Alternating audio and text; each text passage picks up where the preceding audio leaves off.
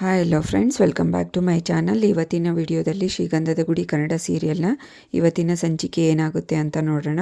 ಸಂಚಿಕೆ 116 ಇದು. ಹಿಂದಿನ ಸಂಚಿಕೆಯಲ್ಲಿ ನೀವೆಲ್ಲರೂ ನೋಡೇ ಇರ್ತೀರ. ಚಂದನ ಬೇಜಾರಾಗಿ ಹೊರ್ಗಡೆ ಬಾವಿಕಟ್ಟೆ ಹತ್ರ ಕೂತ್ಕೊಂಡು ಆ ಕಡೆ ಈ ಕಡೆ ಅಡ್ಡಾಡಿಕೊಂಡು ಯೋಚನೆ ಮಾಡ್ತಾ ಇರ್ತಾಳೆ. ಹರಿಗೆ ಸಮಾಧಾನ ಮಾಡು ಹೋಗು ಅಂತ ಮುತ್ತುರಾಜ್ ಕಳಿಸಿರ್ತಾನೆ. ಅಯ್ಯೋ, ನಮ್ಮ ಅಣ್ಣಗೆ ಏನೂ ಆಗಿಲ್ಲ ಬಿಡ್ರಿ, ಅವನೇನು ಮನಸ್ಸಿಗೆ ಹಚ್ಕೊಂಡಿಲ್ಲ, ಅವನಿಗೆ ಮದುವೆ ಬೇರೆ ಮಾಡಿಬಿಡೋಣ, ನೀವು ಯಾಕೆ ಅಷ್ಟು ವರಿ ಮಾಡ್ಕೊತೀರಾ, ಇಲ್ಲಿಗೆ ಬಿಟ್ಟಾಕಿ, ನಾವೇ ಇಷ್ಟು ತಲೆ ಕೆಡಿಸ್ಕೊಂಡಿಲ್ಲ, ನೀವ್ಯಾಕೆ ಇಷ್ಟೊಂದು ತಲೆ ಕೆಡಿಸ್ಕೊತೀರಾ ಅಂತ ಹೇಳ್ತಾನೆ ಹರಿ. ಹೌದು, ನಮ್ಮದು ಫೇಕ್ ಮದುವೆ ಅಂತ ಇರ್ತೀರಾ, ಆದ್ರೂ ನಮ್ಮ ಮನೆಯವ್ರ ಬಗ್ಗೆ ಎಷ್ಟು ಕಾಳಜಿ ನಿಮಗೆ ಅಂತ ಅಂದಾಗ ಚಂದನ ಹೇಳ್ತಾಳೆ, ನೀವು ಶ್ರೀಗಂಧದ ಗುಡಿ ಮನೆಯವರು ತುಂಬ ಒಳ್ಳೆಯವರು, ನನಗೆ ಎಷ್ಟೊಂದು ಸಪೋರ್ಟ್ ಮಾಡಿದ್ದೀರಾ, ಯಾವತ್ತೂ ಯಾವುದನ್ನು ಬೇರೆಯವ್ರ ಥರ ಟ್ರೀಟೇ ಮಾಡಿಲ್ಲ, ಅದಕ್ಕೋಸ್ಕರನೇ ನಾನೇನಾದರೂ ಒಳ್ಳೇದು ಮಾಡಬೇಕು ಅಂದರೆ ಅದು ಮುತ್ತು ಅಣ್ಣನ ಮದುವೆ ಅಂತ ಹೇಳ್ತಾಳೆ. ನಾನು ಈ ಮದುವೆ ಮಾಡೇ ನಾನು ಮನೆ ಬಿಟ್ಟು ಹೋಗೋದು, ಅದಕ್ಕೆ ಅಲ್ಲಿವರೆಗೂ ಹೋಗೋದಿಲ್ಲ ಅಂತ ಹೇಳ್ತಾಳೆ. ಏನಾದರೂ ಆಗಲಿ ಮನೆ ಬಿಟ್ಟು ಹೋಗೋ ವಿಚಾರ ಮಾತ್ರ ಮರೆಯಲ್ಲ ಅಂತ ಹೇಳ್ತಾನೆ ಹರಿ. ಅಷ್ಟೊತ್ತಿಗೆ ಬೆಳಕಾಗುತ್ತೆ. ಇವರು ಎಲ್ಲರೂ ಗಂಧದ ಗುಡಿ ಮನೆಯಲ್ಲಿ ಕೂತ್ಕೊಂಡಿರ್ತಾರೆ. ಇನ್ನು ಬೇಜಾರು ಹೋಗೇ ಇರಲ್ಲ. ಅಷ್ಟರೊಳಗೆ ಮುತ್ತುರಾಜ್ ಬರ್ತಾನೆ.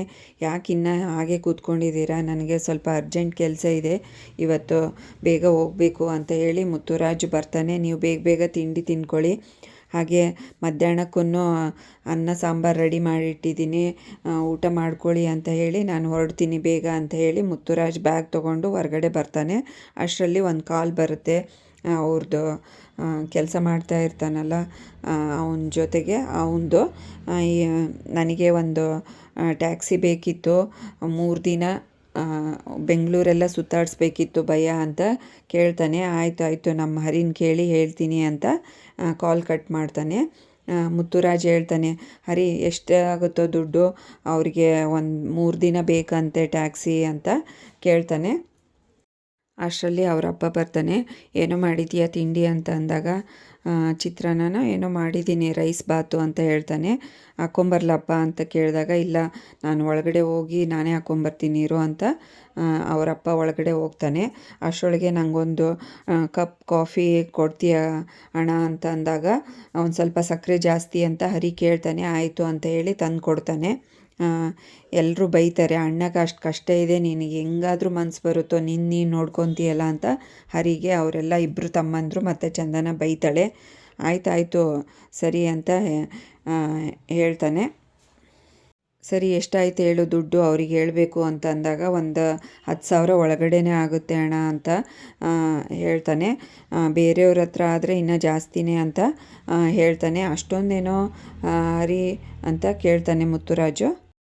ಚಂದನ ಆವಾಗ ಮಧ್ಯೆ ಮಾತಾಡ್ತಾಳೆ, ಯಾಕೆ ಅಷ್ಟೊಂದು ಹೇಳ್ತಾ ಇದ್ದೀರಾ, ನಿಮ್ಮದೇ ಓನ್ ಟ್ರಾನ್ಸ್ಪೋರ್ಟ್ ಕಂಪ್ನಿ ಇದೆ, ನಿಮ್ಮದೇ ಗಾಡಿಗಳು ಇರಬೇಕಾದ್ರೆ ಬೇರೆಯವ್ರ ಥರ ಯಾಕೆ ಜಾಸ್ತಿ ತೊಗೋತೀರಾ, ಗೊತ್ತಿರೋರು ತಾನೇ, ಇನ್ನೂ ಕಡಿಮೆ ಮಾಡ್ಬೋದಲ್ಲ, ಆವಾಗ ಒಂದು ಲಾಸ್ ಏನು ಆಗಲ್ಲ ಅಂತ ಹೇಳ್ತಾಳೆ. ಆವಾಗ ಅವರಪ್ಪ ನಟರಾಜ್ ಅವರು ನಗ್ತಾ ಇರ್ತಾರೆ. ಯಾಕೆ ನಗ್ತಾ ಇದೆಯಾ ಅಂತ ಎಲ್ಲರೂ ಕೇಳ್ತಾರೆ. ಆವಾಗ ಹರಿಗೆ ಗೊತ್ತಾಗ್ಬಿಡುತ್ತೆ, ಇವನೇನೋ ನನಗೆ ಎಲ್ಲ ವಿಷಯ ಕಕ್ದಂಗೆ ಕಾಣಿಸುತ್ತೆ, ಹುಷಾರಾಗಿರ್ಬೇಕಪ್ಪ ಅಂತ ಅಂದ ತಕ್ಷಣವೇ ಇವಯ್ಯ ನೀನು ಆ ಕಡೆ ಹೋಗಿ ಊಟ ಮಾಡ್ಕೊ ಹೋಗು, ಇಲ್ಲಾಂದರೆ ತೆಪ್ಪು ಕುತ್ಕೋ ಅಂತ ಬೈತಾನೆ ಅವರಪ್ಪಂಗೆ. ಆವಾಗ ಚಂದನ ಹೇಳಿ ಅಂಕಲ್, ನೀವು ಮಿಡಲ್ ಮಾತಾಡಬೇಡಿ, ಸುಮ್ಮನೆ ಕೂತ್ಕೊಳ್ಳಿ ಅಂತ ಹರಿಗೆ ಬೈತಾಳೆ. ಆವಾಗ ಹೇಳಕ್ಕೆ ಸ್ಟಾರ್ಟ್ ಮಾಡ್ತಾನೆ ನಟರಾಜು, ನೀನು ದೊಡ್ಡ ಮನೆಯಲ್ಲಿ ಬೆಳೆದಿದೀಯ, ಸಾಹುಕಾರ ಮಂದಿಗೆ ಇದು ಬುದ್ಧಿ ಇರಲ್ಲ ಅನ್ಸುತ್ತಮ್ಮ, ನೀನು ಅಷ್ಟು ಗೊತ್ತಾಗಲ್ವ ನಿನಗೆ, ಅವನು ಹೇಳೋ ಚೆನ್ನಾಗಿ ಸುಳ್ಳು ಹೇಳಿ ನಿನಗೆ ಯಾಮಾರಿಸಿದ್ದಾನೆ ಅಂತ ಹೇಳ್ತಾರೆ ಅವರಪ್ಪ ನಟರಾಜು. ಇವನಿಗೆ ತಿಂಗಳಿಗೆ 10-15 ಅಷ್ಟು ಬರೋದೇ ಹೆಚ್ಚು, ಇನ್ಯಾವ ಕಂಪ್ನಿ ಒಂದು ಎಲ್ಲ ಸುಳ್ಳು ಹೇಳಿದ್ದಾನೆ ಅಂತ ಅಂದಾಗ ಇವಳಿಗೆ ಶಾಕ್ ಆಗಿಬಿಡುತ್ತೆ, ತುಂಬ ಬೇಜಾರಾಗ್ತಾಳೆ. ಮಹಿ ಮತ್ತು ಕಂಠಿಗೆ ಇಬ್ಬರಿಗೂ ನಗ್ತಾ ಇರ್ತಾರೆ. ಇವ್ನಿಗೆ ಹಿಂಗೆ ಆಗಬೇಕಿತ್ತು, ಆದರೂ ಅತ್ತಿಗೆಗೆ ಬೇಗ ಸತ್ಯ ಗೊತ್ತಾಯ್ತಲ್ಲ ಅದೇ ಸಮಾಧಾನ ಅಂತ ಅಂದ್ಕೊತಾ ಇರ್ತಾನೆ ಮುತ್ತುರಾಜು. ಇವಳು ಚೆನ್ನಾಗಿ ಕ್ಲಾಸ್ ತೊಗೋತಾಳೆ. ನಿಮಗೆ ನಾಚಿಕೆ ಆಗಲ್ವಾ ಹಂಗೆ ಹಿಂಗೆ ಅಂತ ಬೈತಾ ಇರ್ತಾಳೆ ಹರಿಗೆ. ಎಷ್ಟೊಂದು ಸುಳ್ಳು ಹೇಳ್ತೀರಲ್ಲ, ಇನ್ನು ಇಷ್ಟೇ ನಿಮ್ಮದು ಅಂತ ಹೇಳಿ ಸಿಟ್ಟು ಮಾಡಿಕೊಂಡು ಒಳಗಡೆ ಹೋಗ್ತಾಳೆ. ಅದಕ್ಕೆ ಮುತ್ತುರಾಜ್ ಹೇಳ್ತಾನೆ, ಹೋಗಲಿ ಬಿಡಮ್ಮ, ಇದನ್ನೇ ಇಲ್ಲಿಗೆ ಮುಗಿಸು ಅಂತ ಹೇಳ್ಬಿಡ್ತಾನೆ. ನಾನು ಅವಾಗ ಯಾವಾಗೋ ಒಂದು ಸುಳ್ಳು ಹೇಳಿದ್ದ ಅದನ್ನೇ ಇಟ್ಕೊಂಡಿದ್ದೀರಲ್ಲ ರೀ, ನನಗೇನು ಗೊತ್ತಿತ್ತು ನೀವು ಹೆಂಡ್ತಿಯಾಗಿ ಬರ್ತೀರಾ ಅಂತ. ನಾನೇನೋ ಅವಾಗ ಯಾವುದೋ ಒಂದು ಮೂಡಲ್ಲಿ ಒಂದು ಫ್ಲೋ ಅಲ್ಲಿ ಒಂದು ಸುಳ್ಳು ಹೇಳಿದ್ನಪ್ಪ, ಅದನ್ನೇ ನೀವು ಕಂಟಿನ್ಯೂ ಮಾಡ್ತಾ ಇದ್ದೀರಲ್ಲ, ಅಲ್ಲಿಗೆ ಬಿಟ್ಟಾಕಿ ಅಂತ ಹೇಳ್ತಾನೆ ಹರಿ. ಅಷ್ಟರಲ್ಲಿ ಮಧ್ಯಾಹ್ನ ಆಗಿರುತ್ತೆ.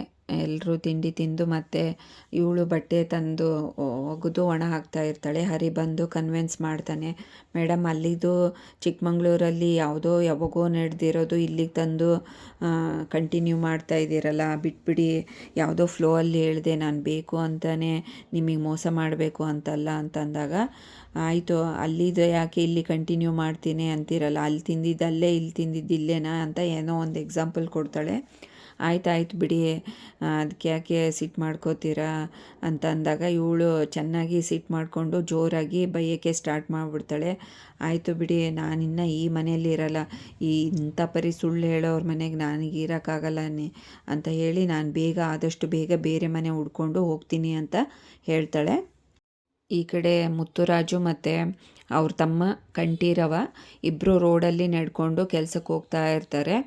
ಆವಾಗ ಒಂದು ವ್ಯಕ್ತಿ ಬರ್ತಾರೆ, ಏನಪ್ಪ ಇಲ್ಲಿ ಕಾತ್ಯಾಯಿನಿ ಮನೆ ಯಾವುದು, ಅವ್ರ ಮನೇಲಿ ಹೆಣ್ಣು ತೊಗೊಂಡಿದ್ದೀವಿ, ನನ್ನ ಮಗನಿಗೆ ಹುಡುಕಿದ್ದೀವಿ ಮದುವೆ ಮಾಡೋದಕ್ಕೆ, ಸಂಬಂಧ ಹೇಗೆ ಅವ್ರದ್ದು ಅಂತ ನಮಗೆ ಗೊತ್ತಿರಲಿಲ್ವಲ್ಲ, ಹೆಂಗೆ ಅಂತ ಈ ಊರಲ್ಲಿ ವಿಚಾರ್ಸಕ್ಕೆ ಬಂದೆ ಅಂತ ಕೇಳ್ತಾರೆ. ಆ ಹುಡುಗನ ತಂದೆ ನಾನು ಅಂತ ಕೇಳ್ತಾರೆ. ಭಾರತಿ ಹೆಂಗೆ, ಅವ್ರ ಮನೆಯವರೆಲ್ಲ ಹೆಂಗೆ ಅಂತ ಅಂದಾಗ ಕಂಠೀರವ ಸ್ವಲ್ಪ ಬ್ಯಾಡಾಗಿ ಮಾತಾಡ್ತಾನೆ. ಅವ್ರ ಮದುವೆ ಮಾಡಿಕೊಂಡ್ರೆ ನಿಮ್ಮದು ಊರು ಮಾನ ಹೋದಂಗೆ ಜಾತ್ರೆಯಲ್ಲಿ ಅಂತ ಒಂದು ಎಕ್ಸಾಂಪಲ್ ಕೊಡ್ತಾನೆ. ಇವನಿಗೆ ಶಾಕ್ ಆಗಿಬಿಡುತ್ತೆ, ಯಾವ ಥರಪ್ಪ ಇವ್ರ ಫ್ಯಾಮಿಲಿ ಅಂತ ಅಂದ್ಕೊತಾ ಇರ್ತಾನೆ. ಆವಾಗ ಮುತ್ತುರಾಜು, ಏನೂ ಇಲ್ಲ ಸರ್, ಅವಳು ಹುಡುಗಿ ತುಂಬ ಒಳ್ಳೆಯವಳು. ಈ ಅಕ್ಕಪಕ್ಕದ ಮನೆಯವರು ಅಂದಮೇಲೆ ಸಣ್ಣ ಪುಟ್ಟ ಸಮಸ್ಯೆ ಇರುತ್ತಲ್ಲ, ಅದಕ್ಕೋಸ್ಕರ ಈಗ ಮಾತಾಡ್ತಾ ಇದ್ದಾನೆ ಅಷ್ಟೇ. ನಮಗೆ ಅವರು ತುಂಬ ವರ್ಷದಿಂದ ಪರಿಚಯ, ತುಂಬ ಒಳ್ಳೆ ಜನ, ತುಂಬ ಒಳ್ಳೆ ಫ್ಯಾಮಿಲಿ ಅಂತ ಹೇಳ್ತಾನೆ. ಹೌದಪ್ಪ, ಥ್ಯಾಂಕ್ಸ್, ಒಳ್ಳೇದು ಅಂತ ಅವರು ಹೋಗ್ತಾರೆ. ಕಂಠೀರವ ಬೈತಾನೆ ಮುತ್ತುಗೆ, ಅಣ್ಣ ಇಷ್ಟೊಂದು ಒಳ್ಳೆತನ ಏನೂ ಬೇಕಿಲ್ಲ ಅಣ್ಣ, ನೀನು ಸುಮ್ಮನೆ ಜಾಸ್ತಿನೇ ಓವರಾಗಿ ಮಾಡ್ತೀಯ, ಯಾಕೆ ಇದ್ದಿದ್ದು ಹೇಳ್ಬೋದಲ್ಲ, ನಮಗೇನು ಮಾಡಿದ್ದಾರೆ ಅವರು, ಮೋಸನೇ ಮಾಡಿದಾರಲ್ವಾ ಅಂತ ಅಂದಾಗ, ಇನ್ನು ಭಾರತಿ ಏನು ಮಾಡಿದಾಳೆ ಕಣೋ, ಅವಳು ಅವತ್ತು ನಮಗೆ ಯಾವುದೂ ಕೇಡು ಬಗ್ಸಿಲ್ಲ ಪಾಪ, ಅವ್ರಿಗೋಸ್ಕರ ಭಾರತಿ ಯಾಕೆ ಜೀವನ ಹಾಳಾಗಬೇಕು ಅಂತ ಹೇಳ್ತಾನೆ. ಅಷ್ಟರೊಳಗೆ ಈ ವ್ಯಕ್ತಿ ಮತ್ತೆ ಇಲ್ಲಿ ಟೀ ಶಾಪ್ ಹತ್ರ ಬರ್ತಾರೆ. ಇಲ್ಲಿ ಕಾತ್ಯಾಯಿನಿ ಮನೆ ಇದೆಯಲ್ಲ, ಅವ್ರ ಮನೆಯವರು ಎಲ್ಲ ಹೆಂಗೆ, ಆ ಫ್ಯಾಮಿಲಿ ಹೆಂಗೆ ಅಂತ ವಿಚಾರಿಸೋಕ್ಕೆ ಟೀ ಶಾಪ್ ಓನರ್ ಹತ್ರ ಕೇಳ್ತಾನೆ. ಅವ್ರ ಮನೆ ಎಲ್ಲಿದೆ ಮತ್ತೆ ಅಂತ ಅಂದಾಗ ಅಲ್ಲಿದೆ, ಹೋಗಿ ತೋರಿಸ್ತಾರೆ. ಆವಾಗ ನಟರಾಜ್ ಪೇಪರ್ ಓದ್ಕೊಂಡು ಕುಂತಿರ್ತಾನಲ್ಲ, ಆವಾಗ ಹೇಳ್ತಾನೆ, ಎಲ್ಲಿ ನಾನು ಎಲ್ಲಿ ಒಬ್ಬನು ಯಜಮಾನ ಕುಂತಿದ್ದೀನಿ ಗೊತ್ತಾಗಲ್ವಾ, ನನ್ನನ್ನು ಕೇಳೋ ಬಿಟ್ಟು ಅಲ್ಲಿ ಕೇಳ್ತೀಯಲ್ಲ ಅಂತಂದಾಗ, ಹೌದು ಗೊತ್ತಾಗಲಿಲ್ಲ ಕ್ಷಮಿಸಿ ಅಂತ ಹೇಳ್ತಾನೆ. ಅವ್ರ ಮನೆ ಸಂಬಂಧ ಬೆಳೆಸಿದ್ದೀನಿ ಹಾಗೆ ಹೀಗೆ ಅಂತ ಇಂಟ್ರಡ್ಯೂಸ್ ಮಾಡ್ಕೊಳ್ತಾನೆ. ಆಯ್ತಾಯಿತು ನಿಮ್ಮದು ಗತಿ ಅಷ್ಟೇ ಅಂತ ನಟರಾಜ್ ಹೇಳ್ತಾ ಇರ್ತಾನೆ. ಅವ್ರ ಬಗ್ಗೆ ಎಲ್ಲ ಹಿಸ್ಟ್ರಿ ನನಗೆ ಗೊತ್ತು, ಹಂಗೆ ಹಿಂಗೆ ಅಂತ ಬ್ಯಾಡಾಗಿ ಅವ್ರ ಬಗ್ಗೆ ಎಲ್ಲ ಪುರಾಣ ಹೇಳ್ತಾ ಇರ್ತಾನೆ ನಟರಾಜು. ಅಷ್ಟೊತ್ತಿಗೆ ಹೌದಾ ಹಿಂಗೆ ಅಂತ ಈ ವ್ಯಕ್ತಿ ಕೇಳ್ಕೊತಾ ಇರ್ತಾರೆ. ಅಷ್ಟರೊಳಗೆ ಇವ್ರು ನೋಡ್ತಾರೆ ಕಂಠೀರವ ಮತ್ತು ಮುತ್ತುರಾಜು. ಅಯ್ಯೋ ಅಪ್ಪ, ಏನು ಮಾಡೋಕ್ಕೆ ಹೊರಟಿದ್ದೀರಾ ಅಂತ ಗಾಬರಿಯಾಗಿ ಓಡೋಡಿ ಬರ್ತಾನೆ ಮುತ್ತು. ಅಪ್ಪ ಏನು ಹೇಳ್ತಾ ಇದ್ದೀರಾ ನೀವು, ಸುಮ್ಮನಿರಿ ಸಾಕು, ಏನೇನೋ ಮಾತಾಡಿ ಅವ್ರದ್ದು ಸಂಬಂಧ ಎಲ್ಲ ಹಾಳು ಮಾಡೋಕ್ಕೆ ಹೋಗಬೇಡಿ ನೀವು. ಸರ್ ಏನೂ ಇಲ್ಲ ಬಿಡಿ, ಇವರು ಸುಮ್ಮನೆ ಯಾವುದೋ ಒಂದು ಹಳೆ ದ್ವೇಷದಿಂದ ಈಗ ಮಾತಾಡ್ತಾ ಇದ್ದಾರೆ, ಬಟ್ ಅವ್ರು ತುಂಬ ಒಳ್ಳೆ ಜನ, ಭಾರತೀನೂ ತುಂಬ ಒಳ್ಳೆಯವಳು, ನಿಮ್ಮ ಮಗನಿಗೆ ಆ ಹುಡುಗಿನ ತಂದ್ಕೋಬೋದು, ಏನೂ ಇಲ್ಲ ಅಂತ ಹೇಳಿ ಅವ್ರನ್ನ ಸಮಾಧಾನ ಪಡಿಸಿ ಬಾರಪ್ಪ ಅಂತ ಹೇಳಿ, ಅಪ್ಪ ನೀನು ಬದಲು ಬಾ ಅಂತ ಹೇಳಿ ಅವ್ರ ಅಪ್ಪನ್ನ ಕರ್ಕೊಂಡು ಹೋಗ್ತಾನೆ ಮನೆಗೆ. ಅಲ್ಲಿಗೆ ಈ ಸಂಚಿಕೆಯನ್ನು ಮುಕ್ತಾಯಗೊಳಿಸ್ತಾರೆ. ನೆಕ್ಸ್ಟ್ ಸಂಚಿಕೆಯಲ್ಲಿ ಏನಾಗುತ್ತೆ? ಏನಾಗುತ್ತೆ ಅಂತ ಕಾದು ನೋಡೋಣ. ಅಲ್ಲಿವರೆಗೂ ಈ ವಿಡಿಯೋ ನೋಡಿದ್ದಕ್ಕೆ ಎಲ್ರಿಗೂ ಥ್ಯಾಂಕ್ಸ್. ಹಾಗೆ ಈ ವಿಡಿಯೋ ಇಷ್ಟ ಆದರೆ ಲೈಕ್ ಮಾಡಿ, ಶೇರ್ ಮಾಡಿ, ಕಮೆಂಟ್ ಮಾಡಿ, ಹಾಗೆ ಚಾನಲ್ನ ಸಬ್ಸ್ಕ್ರೈಬ್ ಮಾಡ್ಕೊಳ್ಳಿ.